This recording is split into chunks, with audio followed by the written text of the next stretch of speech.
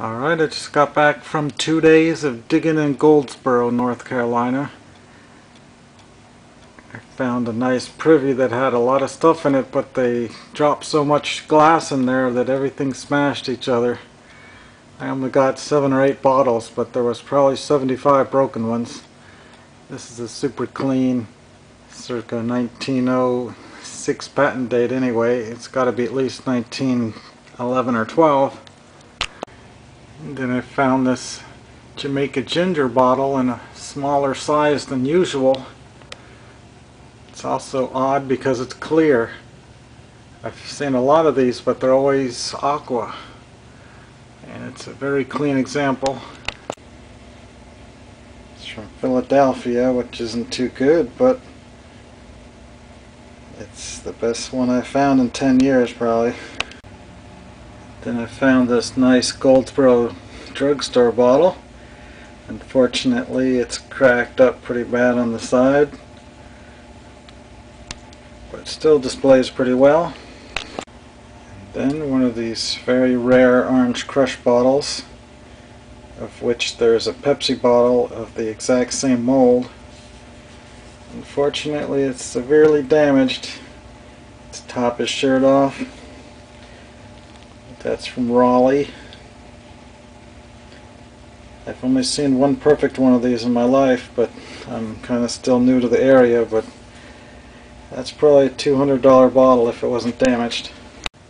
And yet another one of these bow tie Coca-Cola bottles.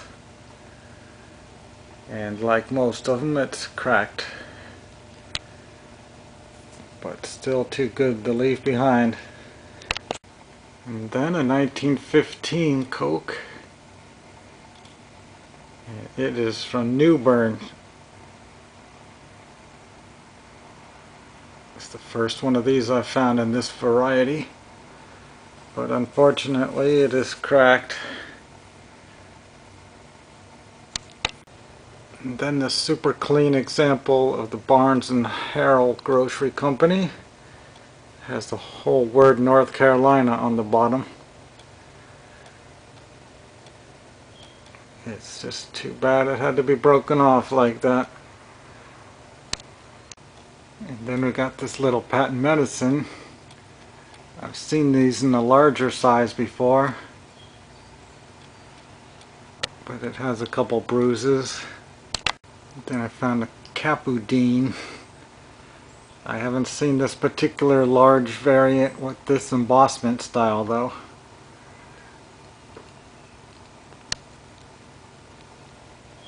Then a couple bromos.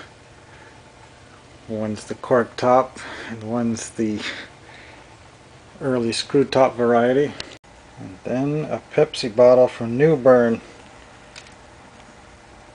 Unfortunately it's broken, but I do have the top half and it fits together good, so I'm going to glue it back. And this little unmarked cobalt bottle. And here's a few odds and ends that aren't really worth mentioning.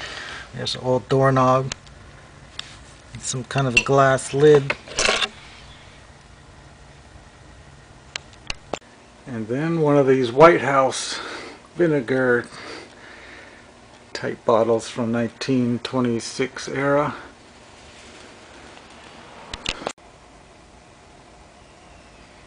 You just gotta love these with that picture on them. And then a Goldsboro 1915. It's got the old crude style embossing.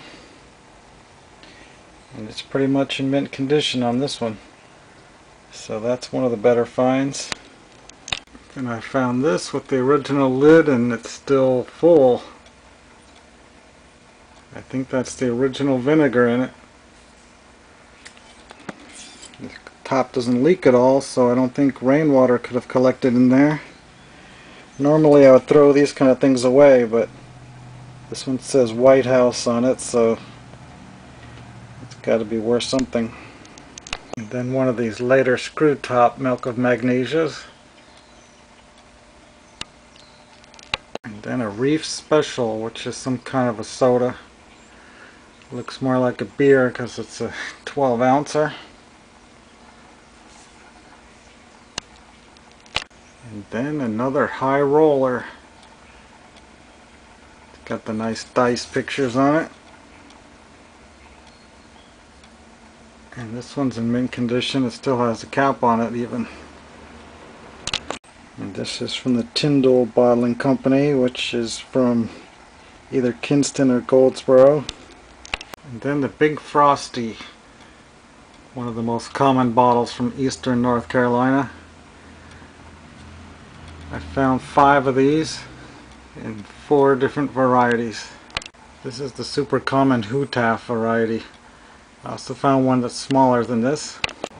Okay, here's another variety of the Big Frosty. It looks a little bit different. The embossing's really strong. And this one says property of Coca-Cola Bottling Company. No city listed though. And here's the smaller variety of the Hootaf. And here's another one. This is Hootaf. I also found one that said Wallace, North Carolina on the bottom, but I sold it already, so I couldn't show you that one. But it was a $30 bottle. And here's another bow tie Coke bottle. This one's also damaged, but it has nice sharp embossing on this one. I dug this one up and it's already turned purple. It's a nice 8 ouncer. I found several broken mineral water bottles as well. This one's super sparkling clean and has nice strong embossing. Not really familiar with this one. It's from Chesterfield County. I don't know where that is. I don't think it's North Carolina though. Must be South Carolina or Virginia. But it certainly looks like it would have been worth several $100s. And here's a nice big 6 or 8 ounce bottle. Pharmacy, an unusual oval shape. And the patent date is rather unusual. The way it's written out, 6/23/89. I haven't seen that before. Robinson and Brothers. That would have been a good one. And yet another Goldsboro Pharmacy broken. This is like that smaller one with the damage to the side. Then we got an early Crown Top soda. It's the Punchinello.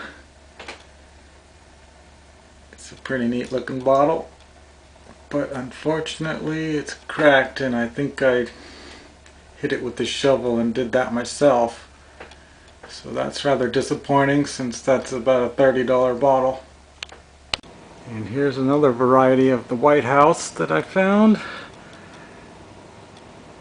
It doesn't look quite as nice as the one with the picture of the building on it, but it's still a pretty good looking bottle. Well, that's most of the good stuff anyway. Until next time, I'll see you later.